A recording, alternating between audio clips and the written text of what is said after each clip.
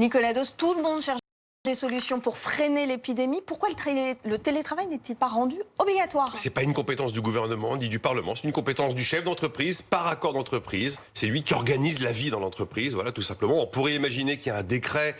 Mais alors si vous faites un seul décret avec toutes les situations d'entreprise, toutes plus différentes les unes que les autres, avec un seul texte, vous couvrirez jamais tout, ça va être inapplicable. Ce qui s'est passé en mars-avril quand on confine, on n'a jamais rendu le télétravail obligatoire. Ouais, mais comme tout le monde était confiné, il n'y avait plus que ça. Donc, il s'est imposé de lui-même, mais il n'a pas été rendu obligatoire. Bon, est-ce que la situation sanitaire peut provoquer d'elle-même la généralisation du télétravail? Il y a des entreprises qui y travaillent sérieusement, PSA, Unilever, Technicolor.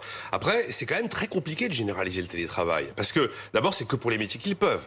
Et puis après, il y a quand même la notion du volontariat, en théorie, qui domine le télétravail. Si on généralise et que ça devient imposé, c'est différent. Et on n'a aucun cadre juridique sur le télétravail. La dernière fois qu'un accord national interprofessionnel entre partenaires sociaux l'a évoqué, c'était en 2005. Mais à l'époque, c'était expérimental, le télétravail, par rapport à aujourd'hui. Donc si je comprends bien, c'est quand on veut l'imposer ou le généraliser que le sujet se corse. Ah oui. À partir du moment où vous en faites une règle commune, c'est là où vous vous posez la question du volontariat ou pas, de j'indemnise le salarié pour les mètres carrés à la maison ou pas, où est son droit à la déconnexion, qu'est-ce que je fais de ce monde du travail à deux vitesses entre ceux qui peuvent télétravailler et ceux qui ne le pourront jamais parce que leur métier ne le permet pas. Est-ce qu'il n'y a pas un risque d'être moins promu dans l'entreprise? Le côté un peu loin des yeux, loin du cœur. Est-ce qu'il n'y a pas non plus un risque de délocalisation du travail si le télétravail est la norme? Pourquoi ne pas aller chercher des salariés dans des pays moins chers qui vont télétravailler de la même manière qu'en France? Alors il y a tous ceux qui le vivent très bien depuis longtemps, qui disent que c'est un réel progrès, que non, ça n'a pas cassé l'esprit d'équipe de l'entreprise et que pour rien au monde, il ferait machine arrière.